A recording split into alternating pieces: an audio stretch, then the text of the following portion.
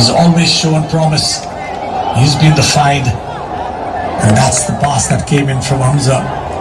Simply nobody there to attack him, getting inside the box. Look at him. So much confidence. He knows that the defender is there, and Wilson.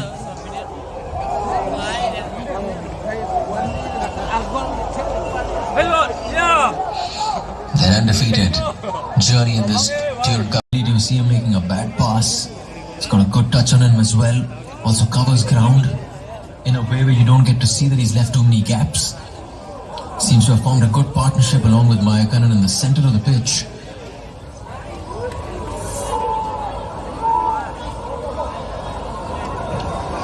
Positives are plenty for Northeast United in this Durand Cup campaign. Remember, it's the season opener for Indian football. Now, good bit of play by Shillong Lejang down that right flank. Brought down and